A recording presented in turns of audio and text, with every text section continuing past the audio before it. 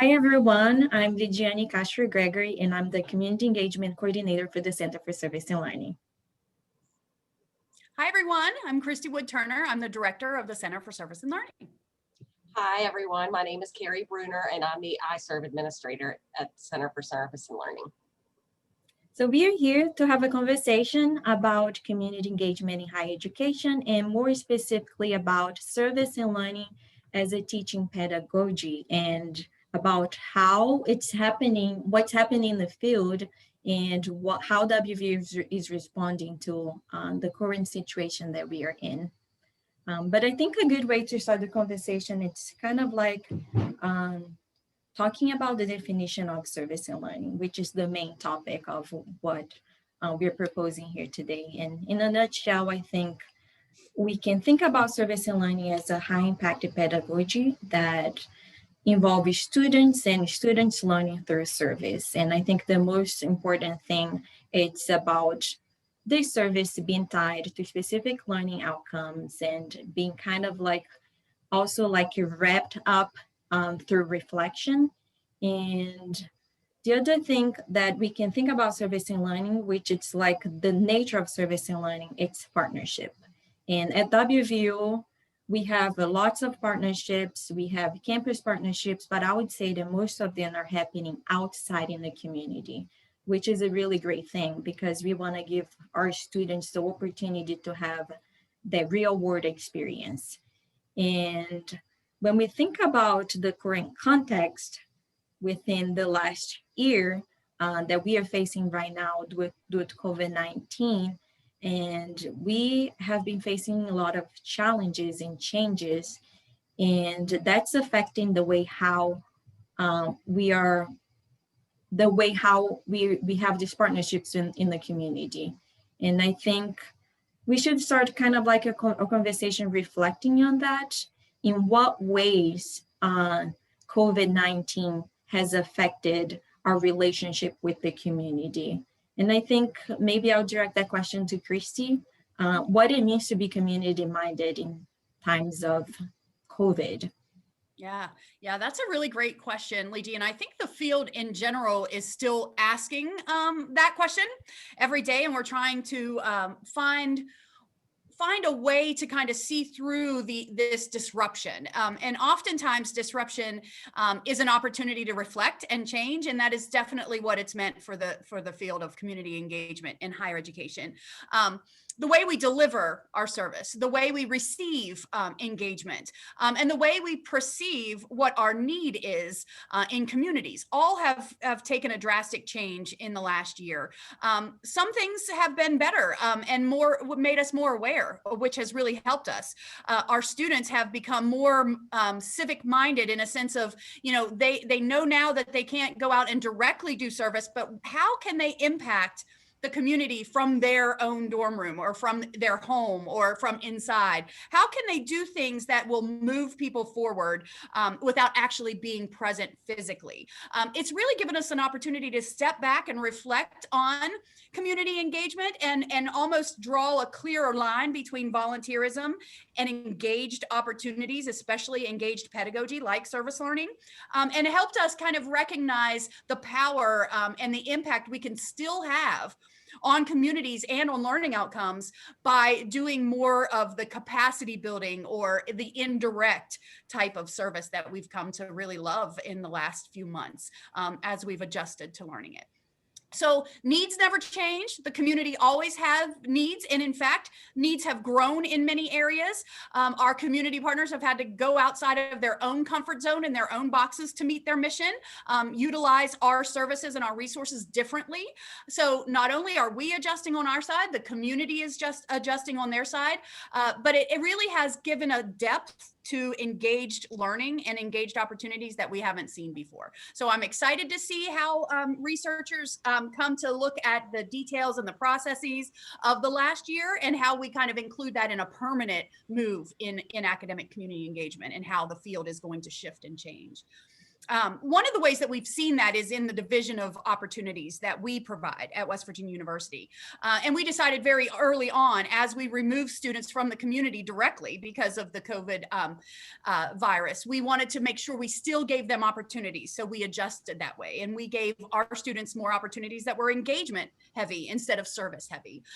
We brought Carrie on here today too to discuss with us some of those opportunities. So I'm going to pass the mic over to her. She can give you some specific examples of what we did here in our community.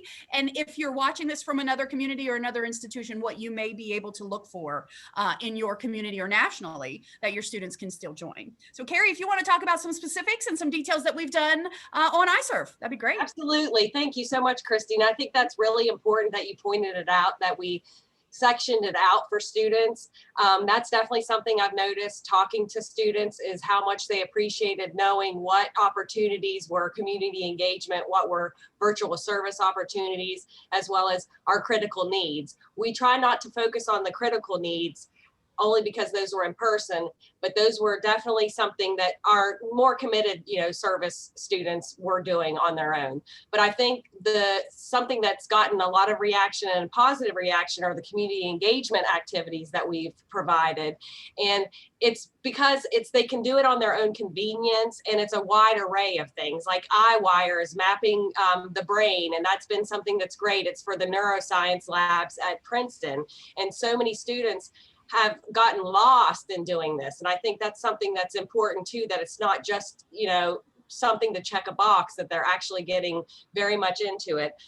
Another thing that we had is the Digital Smithsonian. A lot of students never took part in those kinds of items. And that's something that they can sit and do at their own time. I mean, I feel like that is something that has been driven home. I know they do want to get outdoors and do other things, but for right now, most of them are focusing on the virtual service.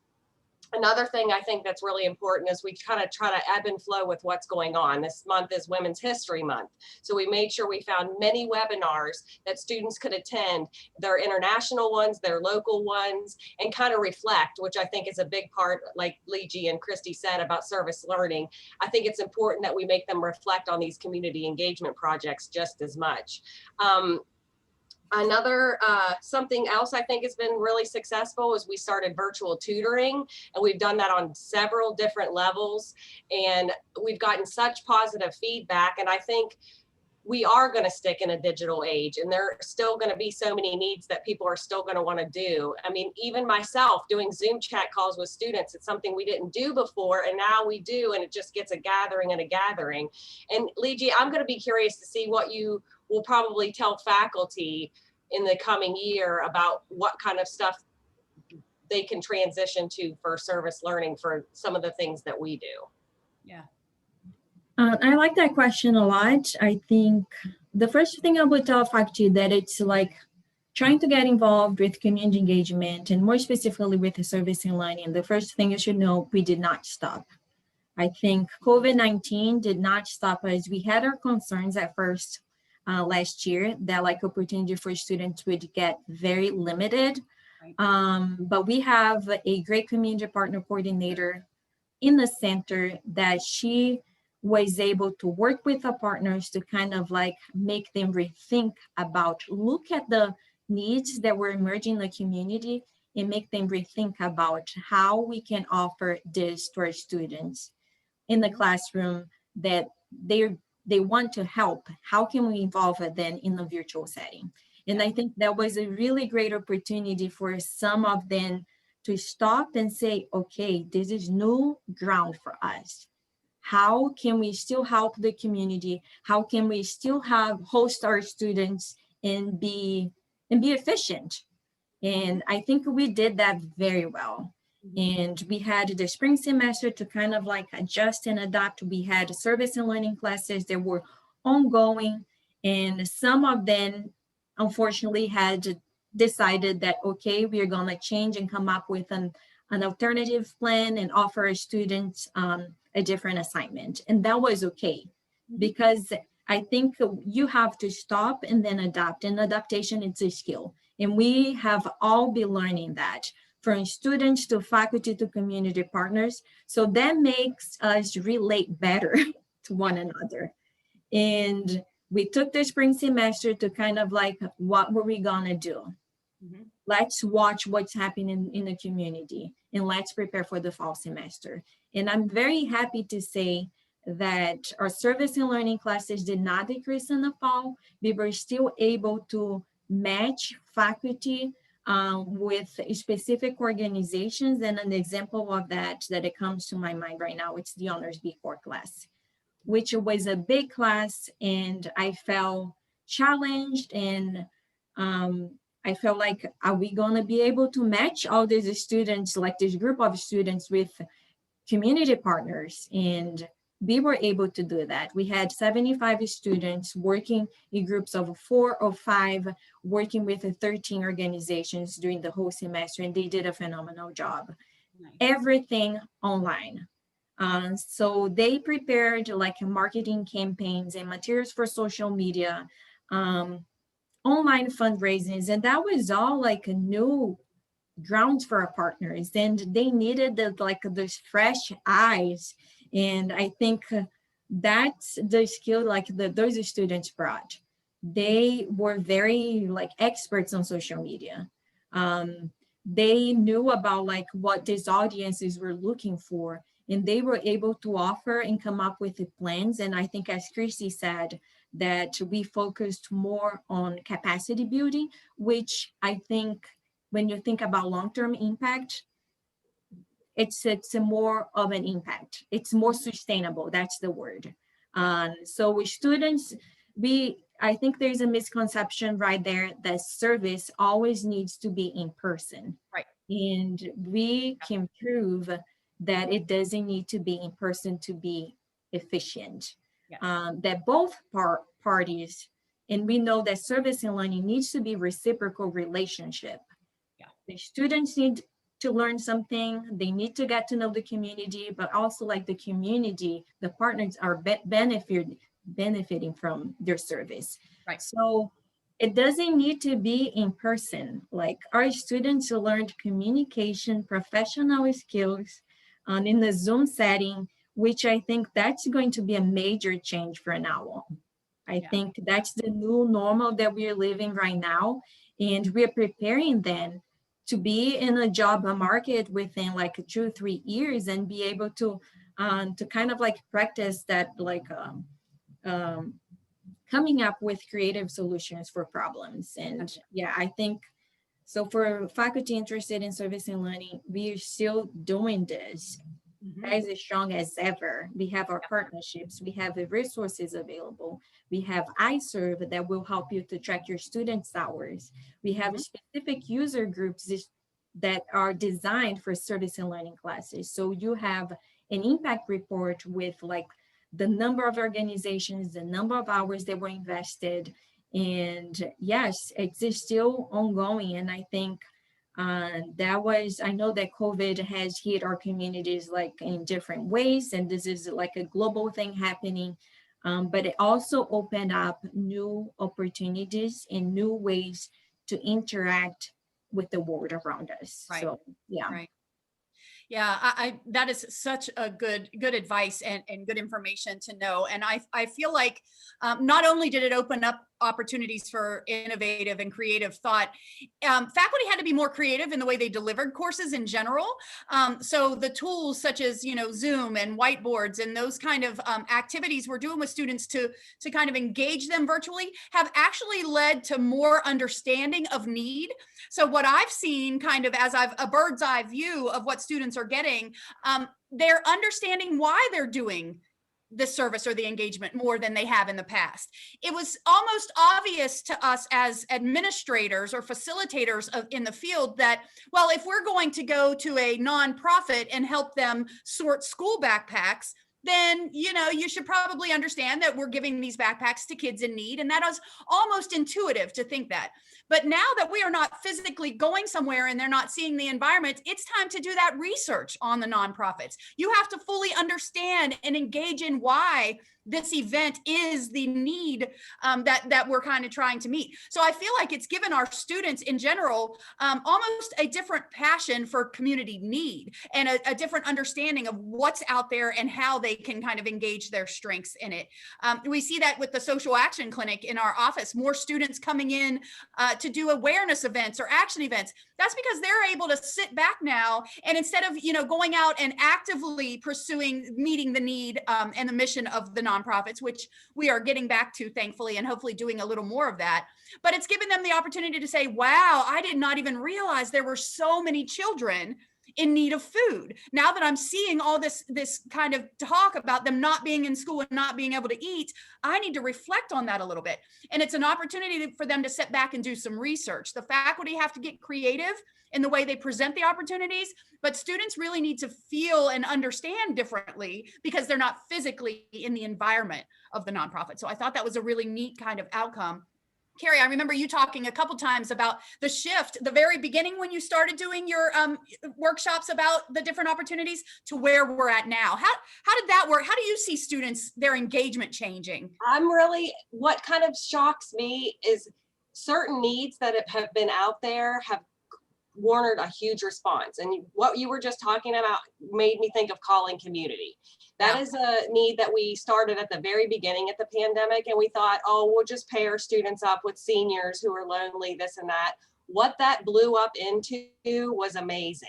Yeah. Like we tripled, I think, how many students and seniors that we had. And what was great about that is one would think when you pair them up that the student isn't going to get as much out of it as the senior. Oh my gosh, I have been blown away by the feedback from all the students and realizing how much this need was needed in Morgantown. And what I think is the awesome part is I think our community partner did a great job of pairing the right student up with the right senior. And like they would pair a nursing student up with a retired nurse, and like what would happen was just, it's magical. And that to me, I feel like speaks volumes of where you can go in a virtual and not in-person world. We kind of forget about the things, whether it's, writing letters to the military or for first responders.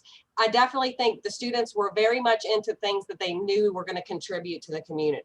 They didn't just want to do something to have it done. I mean, and I think that's something that has encouraged me as an adult to see just the shift of how much more participation we get, because you get plenty of people, even on my calls, I get a black screen most of the time, but once they start engaging, screens come on, lights come on, and everybody comes on. And I think that's something that we really need to keep focusing on, because that is a need that we're still going to continue on. And I think that that's just going to make our center grow even more and make service learning a bigger opportunity for everybody.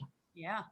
And I think I would just add, I know that we have been talking about service and learning a lot, but like service and learning, it's only one way of kind of like keep your students engaged and like, but there are different ways. It really depends of what you're teaching and like the level of engagement that you want your students to have. And like when a faculty comes to me, for example, like the first thing that we look at, it's like the syllabus and whether or not that's kind of like fits into like the service course or it's a service and learning, or maybe it's not service or service and learning, it's like a more community engaged type of initiative, community engaged like activity. And there are like different ways. And I think the beauty of that, it's like looking into that and see like what's the best for the students, what's the best for like the community, the partner involved in this. And then I think one of other examples that we have, it's a leadership for one class. In the past, students were involved with that and they had to do like this research about like a problem, a need that they saw in the community and how to solve that problem. And there was a whole process they were learning in the classroom. They would pitch an idea and then we would be invited as like the experts and to kind of like give them advice and ask questions, but that wasn't possible anymore. And then ultimately they would have to implement that project. But not being possible, we had to kind of like adapt and change the nature of that class. And now the way how students are involved with our partners, it's through a case study.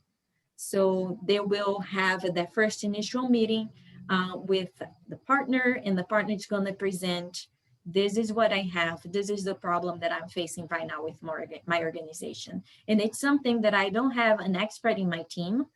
And I wonder if you could help, if you could think about like solutions that are within like my capacity, which is limited maybe. And then the students are going to spend the whole semester thinking about that and coming up with like different ideas and solutions. And then the end of the semester, the partner is invited like to the classroom, to the presentation, and the students are going to present the results of the case study. Yeah. Pointing out like possible solutions and how they can respond to that. And sometimes there are changes like on the website.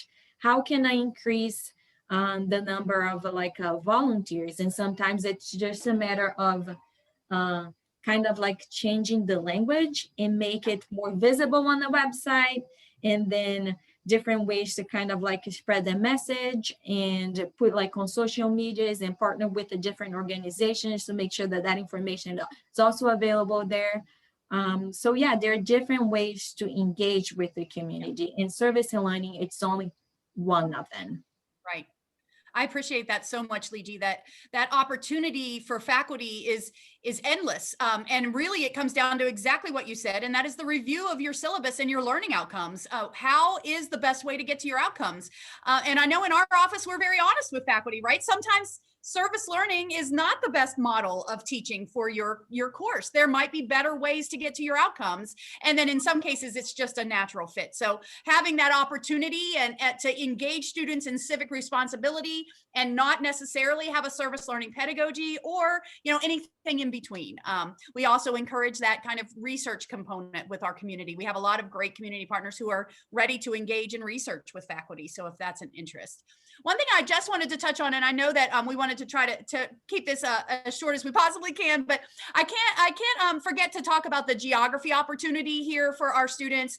At West Virginia University, we're very lucky and privileged and proud to have the community partnerships that we have.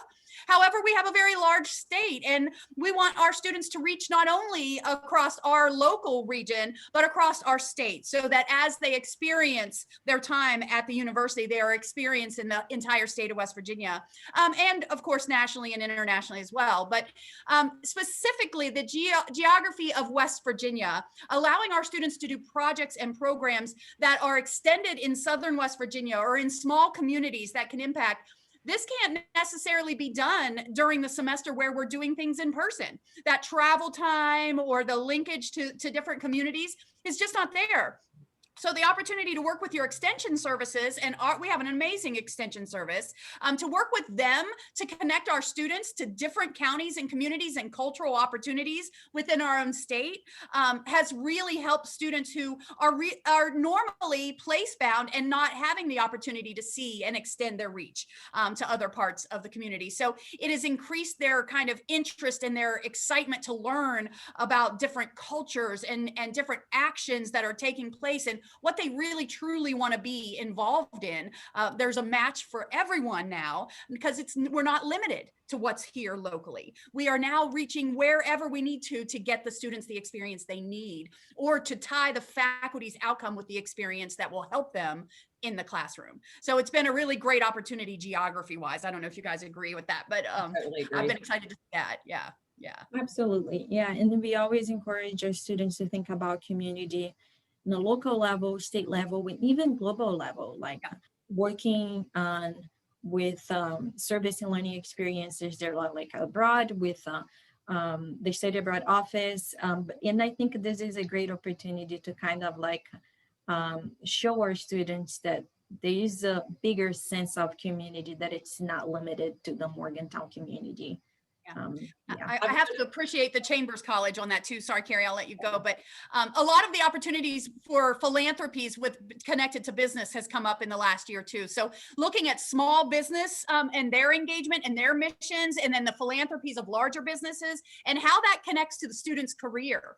So community engagement in the classroom has become an opportunity to open doors to internships or externships or opportunities for shadowing or mentoring in areas that have the same philanthropic passion that you have in schools. So it's a really nice tie and connection to the world in general, and really to your next step in career. Sorry, Carrie, I interrupted you. No, I was just going to say, I was just so thankful at how much initiative I've seen students take. A lot of them that are not here, like you said, within different parts of West Virginia, have reached out to West Virginia Tech and different places. So I think it's great too that they know that they have those resources out there. Good. I'm glad you brought up our sister institutions, because Potomac State of West Virginia, University Kaiser, and West Virginia University Beckley, Potomac State and Tech have done a great job too, engaging their students and making everybody feel like we're all in this together, and that we can build the community even if we're building it from inside. Yeah. Okay, guys, I think this conversation, it's going great, and I think we should do this again soon. But now I think if you guys have any final thoughts as we're kind of like preparing to wrap things up, that's your chance. All right. Well, I can go first there, Carrie. And just, thank you guys for listening in. If you did, this is going to be a conversation we have for the next coming year. We're excited to see how this has changed. Again, like I said at the beginning, how it's changed our field and our direction and the way that we're moving. We are available for thoughts, advice, just bouncing ideas off of. If anybody has any questions, we'll put up a screen at the end with our contact. But again, thank you for staying engaged. Like Liji said, this has not stopped. If anything, it's gotten deeper and more meaningful over the last year. So we thank you all for being involved in that. Carrie? And I encourage anybody who has any iServe questions, no matter big or small, please contact me. I think Christy's going to put up all of our information up here at the end, but I welcome any ideas, opportunities. I'm always open and welcome for anybody's feedback. Awesome. Cool. And I just want to thank you guys for this great conversation, and I'm looking for the next one. And for the faculty watching this, if you're interested in being involved with the service and learning community engagement, please contact me, and then I'll be happy to set up a meeting with you, look at your syllabus, and we can work together on a strategy for your class. Thank you again. All right. And Liji, I can't share my screen right now, but if you can click there, I'll put up the info. If not, I could put it in the chat. Okay. See you now. All right, great. Yep, there it is. All right, folks, here we go. There we go. So if you have any more details or need any information, we've added the information for our social action clinic and iServe, as well as our center. These are our emails. If you would like to email us directly, we would love to hear from you. Just thoughts, advice. If you'd like to be involved in one of our conversations at another point, we'll try to do a few more of these so people can check in with each other and we stay involved with each other. Great. Thank you, guys. And until next time.